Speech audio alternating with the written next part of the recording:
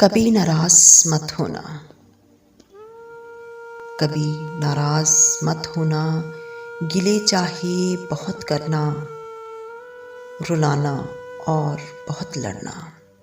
सुनो, नाराज मत होना।